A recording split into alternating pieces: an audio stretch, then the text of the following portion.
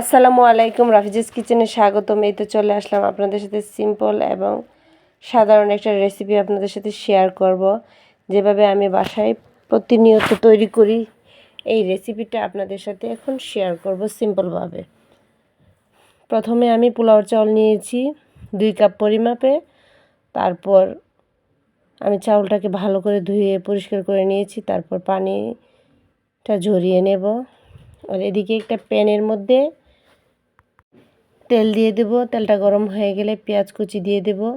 পেঁয়াজ কুচিটাকে আমি golden brown করে ভেজে নেব, যাতে আমি বেরেস্তার কাজে লাগাতে পারি সেই জন্য।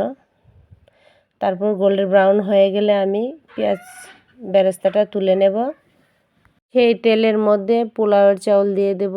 তারপর দিয়ে দেব 2টা তেজপাতা, 3টা এলাচ, 3 টুকরো দারচিনি, স্বাদ মতো লবণ দিয়ে আমি পোলাওর চাউলটাকে 2 থেকে 3 মিনিটের জন্য ভাজা ভাজা করে নেব, যাতে পোলাওয়ের চাউলটা অনেকটা ঝরঝরা হয়ে যায় এবং ভাজা ভাজা হয়ে যায়।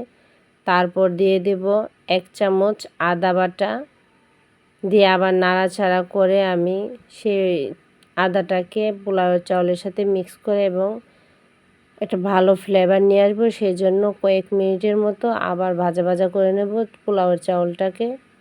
যত ভাজা ভাজা করবেন তত ভালো আসে পোলাওয়ের চাউল বা পোলাও ভাত। তারপরে মেজারমেন্ট কাপে আমি 2 কাপ নিয়েছিলাম পোলাওয়ের চাউল, সেই মেজারমেন্ট কাপে আমি দিয়ে দিলাম 3 কাপের মতো আমি পানি দিয়ে দিলাম, দিয়ে নাড়াচাড়া করে নিয়েছি।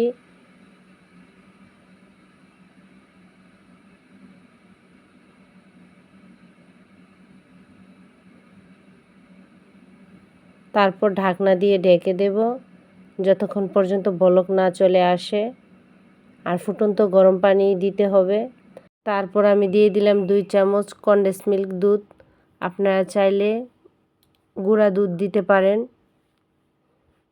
তারপর আমি নাড়াচাড়া করে নেব। দুধ দিলে অনেকটা টেস্ট ভালো আসে সেই জন্য আমি দুধটা দিয়েছি, আপনারা চাইলে স্কিপ করতে পারেন। তারপর ভালো করে নাড়াচাড়া করে দুধটাকে মিশিয়ে নেব।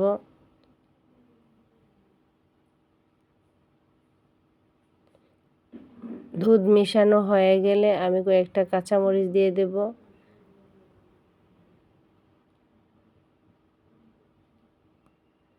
আসলে রান্না সবাই পারে, কিন্তু যার যার রান্না যার যার মতো, একটু দেখা বা বোঝার অপেক্ষায় থাকে।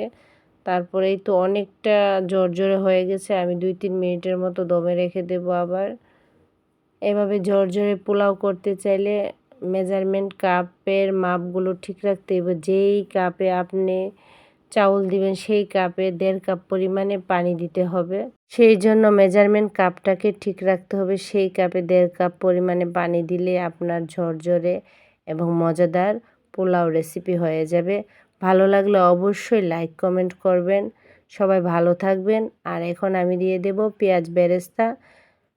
পেঁয়াজ বেরেস্তা দেওয়া হয়ে গেলে তারপর দমে রেখে দেবো আর 10 মিনিটের মতো। এই তো হয়ে গেল আমার মজাদার পোলাও রেসিপি। সবাই ভালো থাকবেন, সুস্থ থাকবেন। আল্লাহ হাফেজ।